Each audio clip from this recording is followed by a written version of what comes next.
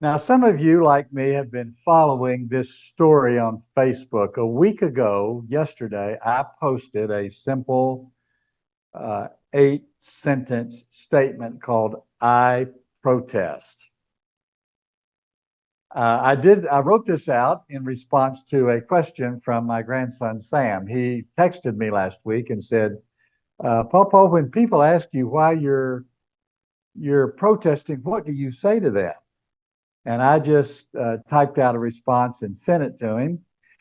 Uh, a couple of hours later, I cleaned it up a bit and put it up on Facebook. And lo and behold, it started to gain traction. And I want to say to you that today, just about a week later, more than 20,000 people have liked that simple post. There are more than 2,100 comments, and it has been shared more than 5,000 times. Now, you can read my comments on my website at themeetinghouse.net/protest, or you can go on my Facebook page and look at it as well. But I'll have to say that that's probably more response to that one short column than all the responses I've ever received on anything I've ever posted on Facebook. It's just been crazy. It's not quite what we would call viral, but I appreciate everybody's response. Evidently, the way I articulated the the way I feel resonated with so many of you out there, and I appreciate your support and your pushing it uh, around through the internet. Now, do you recognize the name Jen Hatmaker? Uh, Before a couple of weeks ago, if you'd have said that name to me, I would have racked my brain and said, yeah, that about like the way I knew Charlie Kirk. I'd heard the name, but I didn't know anything about him. I've heard her name. I really did not know anything about her. She's a minister's daughter, a minister's wife, and certainly had a ministerial influence on many people, both as a writer and as a public speaker, her books and speeches. But then her marriage of 26 years blew up, and she wrote a book about it. This book um, called Awake, a memoir. My sister sent me a text and encouraged me to look into her and her influence and what she said. So I bought the book this week. I read it. I'm going to have some things to say about it in just a minute. It's very interesting. So stay tuned. And then, as most of you know, I'm taking a class on Bob Dylan. Now, I've never been a big Bob Dylan fan, although certainly influenced by him. I know some of his music, his early music especially. But here in the Greenville area, there's about 2,000 of us old people who have signed up for courses that are in a lifelong learning institute connected with Furman University. And there are many, many courses on everything, music and art and history and religion and law and everything. I signed up for this course on Bob Dylan. He's now 84 years old, but I want you to know what a treat this class has been. There are about 45 of us in the class. And my teacher, he's a retired something. I don't even know what he did for a living, but he's like the rest of us, retired. And he teaches this course because he loves Bob Dylan. He loves American music, especially blues and bluegrass and folk music. Every week, we meet for 90 minutes. I think it's 7 or 8 weeks. He begins class introducing a theme in Bob Dylan's music. And this week, the theme was mercy. In 1989, Bob Dylan put out a CD called Oh Mercy. I'd never heard of it. I'd never listened to it. but it's a fabulous record. Has songs like The Man in the Long Black Coat, that's about death. A song called Most of the Time. What a great song. It's about I'm over somebody, generally thought to be a lover. I'm over it most of the time. There's a song called Where Teardrops Fall, which is a very sweet song. There's a song called Ring Them Bells, which I'm going to play at the end of our session today. A wonderful song. And then the song Political World. Um, Political World. I'm going to quote part of this song for you. It's a good introduction to some of the elements about the way we are experiencing our world right now. So let me read this to you. We live in a political world. Love don't have any place. We're living in times when men commit crimes and crime don't have any face. We live in a political world. Courage is a thing of the past. Houses are haunted, children unwanted. The next day could be your last. We live in a political world, the one we can see and feel. There is no one to check. It's all a stacked deck. We all know for sure that it's real. That's from the album Oh Mercy, 1989. The theme was mercy, and that fit in exactly with some things I wanted to say this week, because mercy is at the very center of the spiritual life. Jesus, you remember, began the Sermon on the Mount with what we call the Beatitudes. One of them is, blessed are the merciful. A prophet, and I quote this often, the Hebrew prophet Micah says, what does God require of you but to do justice, love mercy, and to walk humbly with God? And I'll have to say that one of the most famous prayers in the Christian tradition is the prayer, Lord, have mercy on me. That prayer is taken from one of the stories in the gospel. We may get to it on one of our red letter lessons one of these days. But there's a very famous version, liturgical version of this prayer. It's Lord have mercy, Christ have mercy, Lord have mercy. And that's prayed by millions of people around the world. Some of you, like me, grew up singing that old gospel song about Calvary, the place where Jesus died. Mercy there was great, and grace was free. Pardon there was multiplied to me. There my burdened soul found liberty at Calvary. So I want to say mercy is at the center of the spiritual life. Mercy is at the center of Jesus' teaching. It's at the center of the gospel. Mercy is from God. Mercy is for us. Mercy is from us. Mercy is for others. But I want to contrast mercy, one of the great gifts of grace, the meanness, which is so dominant in many, many places, including our current political environment. Two words I want to say that define this presidency and the culture of this administration are macho and mean. I have power, the president likes to think and say. Why not use it? I can kill people. I can bomb people. I can blow things up. I can tear things down. I can harass people. I can terrorize people. I can arrest people. I can create this terror culture, which he has done all over our country. All of this is an expression of macho meanness, meaning I can do this. I want to do it. I will do it. Just watch me do it. This double quality of macho and meanness is seen in two of the 8 items on my I protest list. I want to read them for you. Quote, I protest the cruelty of our government, especially ICE. and its brutal and reprehensible behavior toward immigrants, people of color, and others that they're simply trying to get even with.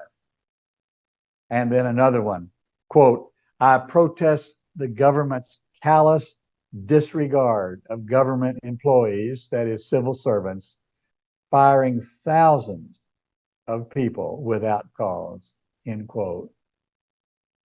You know, I think that's why Trump likes Putin so much. I also think that's why that recent gathering of generals and admirals was so silly. It was simply a stage show in a macho world. I can hear in my head the words of that disco song, Macho, Macho Man. I got to be a macho man. This is why Trump likes Putin. They want to be macho men. They want to feel their power and exercise it just for the thrill of it, bombing people, firing people, killing people, destroying things, blowing things up, tearing things down, institutions, and now part of the White House. That's what's going on this week. Somebody said this week that Trump is turning away from the real threat, which is the Russian invasion of Ukraine and the broader threat to Europe. And he's turning his energies and his guns toward a pseudo danger in Venezuela and the Caribbean, those little boats. He doesn't even know, we don't even know what's in the boats and what those people are doing, but he's just flexing his muscles. So this contrast between meanness on the one hand and mercy on the other hand focuses our attention very nicely. Do you remember the sermon last January in the National Cathedral? It was part of the inaugural festivities. It was in a church, and therefore one of the few things that no president can control. The preacher was a woman, the Episcopal Bishop of Washington, D.C., Marianne Edgar Buddy. The date was January 21, 2025, the day after he took his oath. Do you remember what she said? I'd like to play that video for you. Let's take a listen. But the vast majority of immigrants are not criminals. They pay taxes and are good neighbors. They are faithful members of our churches and mosques, synagogues, wadara, and temples. I ask you to have mercy, Mr. President, on those in our communities whose children fear that their parents will be taken away, and that you help those who are fleeing war zones and persecution in their own lands to find compassion and welcome here. Our God teaches us that we are to be merciful to the stranger, for we were all once strangers in this land. So I ask these questions. Was she right to do that? Was that an appropriate appeal for a preacher to present to a person in power? How did that make you feel last January or right now? Wonder how it made the president feel. Wonder if he's thought about that. Do you think Trump has heeded that call? Has his tenure in office this year been marked by mercy or only by meanness? Now let's turn to Jesus, our red letter lesson. Jesus told two stories that I want to highlight for you today. The first one is Matthew chapter 18. It's the story of a wicked tenant. And I want to summarize it for you. I'm not going to read the text, but I want to summarize it. A certain businessman wanted to settle his accounts with one of his customers or one of his vendors or somebody that owed him money. So he called on one of them who owed him, let's just say $1 million. And after some wrangling and pleading, this landlord agrees to forgive a large debt, all of the debt of this man. It was a moment of mercy, of grace abounding, we might say. That forgiven man leaves that encounter with the landowner and goes on his way. And he encounters a man who owes him a little money. Let's say it's $100. What does he do? Instead of paying it forward, as we say today, paying forward the mercy he received, what does he do? He refused to negotiate, never gave a thought to being merciful. He had the man arrested for failure to pay his debt and threw him into prison. This whole story is a contrast between the mercy and the meanness that's on my mind today. Is this what we're dealing with in the United States today? One man had the choice, mercy or meanness. He has chosen meanness. Every week, he's choosing again to go with meanness instead of mercy. Except, of course, and I should do a whole show on this sometime, his pattern of granting pardons to convicted felons who owe lots of money to lots of people that they swindled. This hasn't gotten much attention in the press. There's so much other chaos going on, but it's one of the most wicked things that's coming out of this administration. But then there is this story. This is in Luke chapter 18, verses 9 to 14. And I'm going to read this and make commentary on it all the way through. It begins in a very famous sentence. 2 men went up to the temple to pray. So we have the story of 2 people, 2 religious people in a religious setting.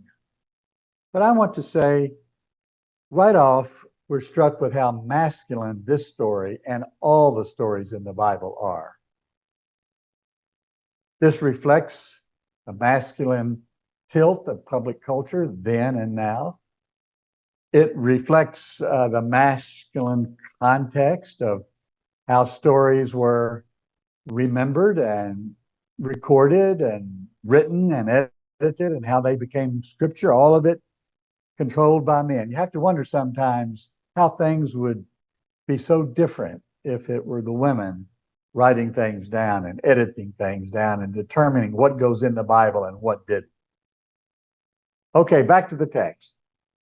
One of the men, a Pharisee, that is a religious leader with standing influence, what we would call perhaps a scholar of religion or a minister.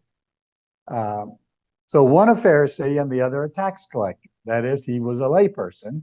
He was engaged in an occupation that was frowned upon. What he did was collaborating with the army of occupation, collaborating with a foreign power to collect taxes from the Jews. It made him kind of untouchable or not in good standing with the religious culture. So here's the text. The Pharisee stood by himself and prayed, God, I thank you that I'm not like other people. My. You know, what we learn in life is that all of us are very similar. All of us are alike in so many ways. But this man stood up and prayed, God, I thank you. I'm not like other people. I'm not like the robbers, evildoers, adulterers, not even this tax collector. And you can see him pointing a finger over at that other man. The Pharisees, I fast twice a week and I give 1/10 of all that I get. That is, he tithes his produce to the temple. And the temple that supports the temple, and also the temple distributes it to the poor. Now, I want to point out that this is the very opposite of a true confession. You know, Jesus taught us to pray, forgive us our trespasses as we forgive others. Praying is not an opportunity to brag about how much better we are than somebody else. The Pharisee in this story mentions practices associated with holiness. That is moral integrity, personal discipline, and generosity. These are good things. It is a good thing for a Pharisee or for you or for me to do these things.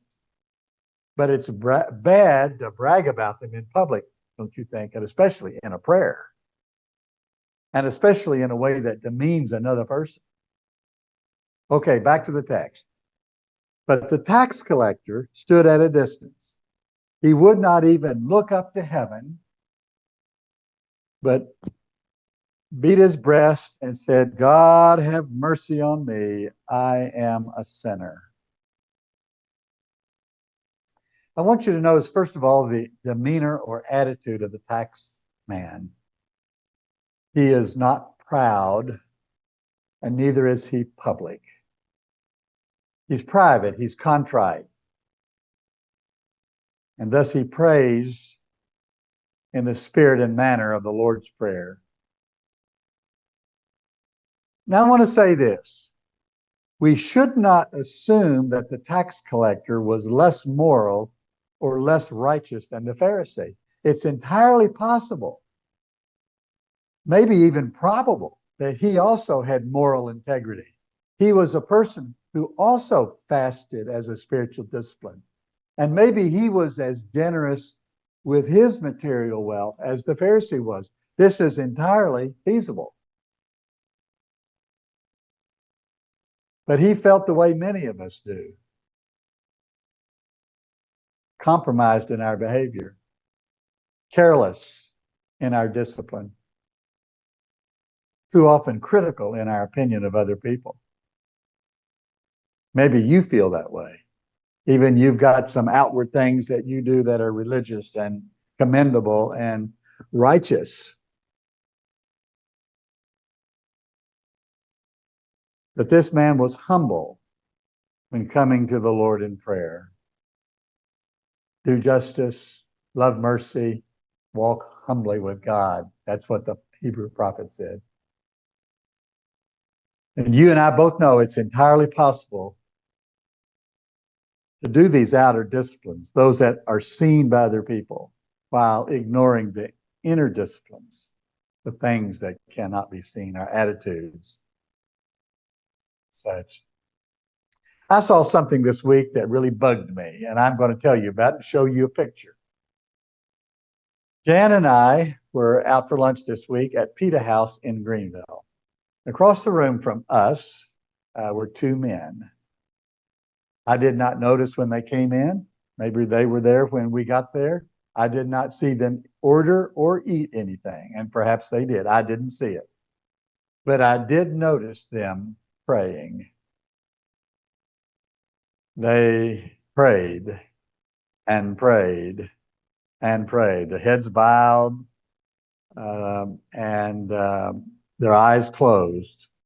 I took a photo of it. I probably shouldn't have done that. That probably says something disgusting about me, doesn't it? I nudged Jan and I said, look, she did. The two men were praying. They kept praying. Long enough, loud enough for me to hear. Now, I want to say I honor people who pray a prayer of thanksgiving at a meal, regardless of where it is, in public and private. But I'll tell you, I get uneasy when that prayer of thanksgiving moves into a long litany of things from A to Z, all the things that are on your mind. I don't like long prayers to begin with, anywhere, anytime, at home, or in church. You may feel that way too. I certainly don't like long prayers in a public dining hall. It tends in the direction of the Pharisee. I felt that at the time. Now, maybe I'm being real critical. Maybe that's part of my spiritual shortcoming.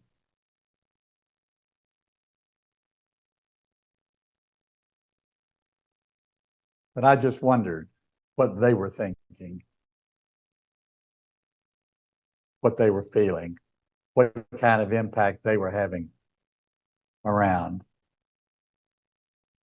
Finally, back to the text, this commentary by Jesus on the story he told, quote, tell you that this man, the tax collector, rather than the other man, the Pharisee, went home justified before God. Now, that word justified means righteous or set right. That is, his prayer was heard. His heart was lifted. His life was blessed.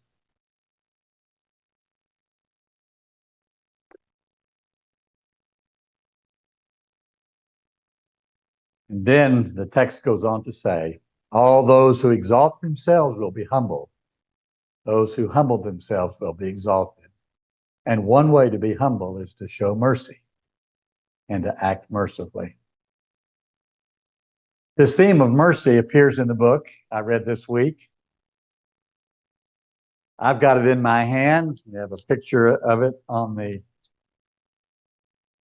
the screen. Jen Hatmaker.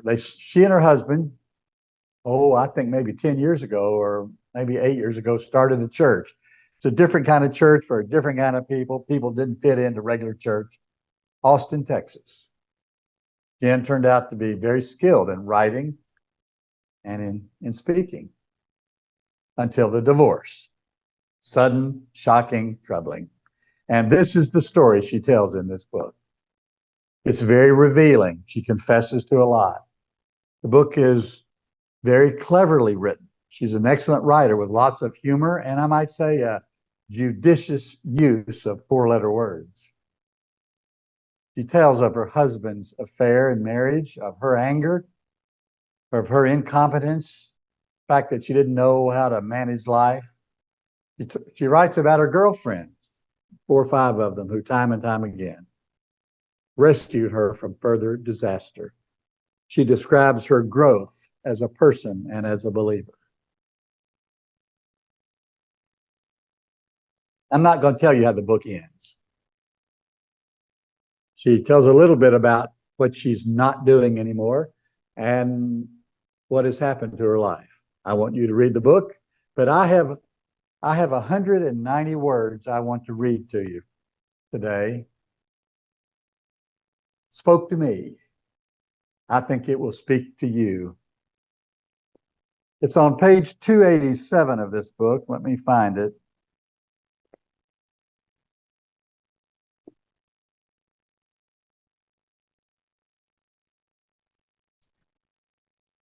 A chapter, it's a whole chapter, one page, not even a page, called Young Me. Take a listen. One recurring feeling is, surprisingly, a sense of compassion for the younger versions of me. Who amongst us can't look backwards and realize how far we've come and how much we've learned and how deeply we've changed? This is how growth works. And there is no fast forward button. It's a function of time. It is tempting to disparage the early versions of myself, to berate her for not knowing or doing better. But I prefer to be gentle with her instead. She was doing the best she could with what she knew. She got me to where I am today, and that counts for something. She ran her leg of the race. I'm proud of her for trying her best and going as far as she was able. She was handed some harmful narratives that take most of a lifetime to dismantle. So good on her for surviving those. Directing so much love to the younger versions of us today, dear ones. Proud of them for getting us here. Let us be tender with our earlier selves, like wiser older sisters, like nurturing aunts, like good good mothers. It's a word of mercy, don't you think? Be kind to earlier versions of yourself. That's my message for today for you early on this Sunday morning. God bless you today. God bless you every day this week. I encourage you to look for a time and place to show mercy to somebody on the highway or at the store, in the kitchen, on the porch, in the classroom or a committee room. Thanks for all the messages you send to me. They keep me energized and motivated. I call upon you to be joyful, be hopeful, be merciful, have a little fun. Hope today you're with somebody who really likes you. Share this broadcast with somebody, subscribe. I'm Dwight A. Moody, the Dwight A. Moody, and this has been Sunday in the House.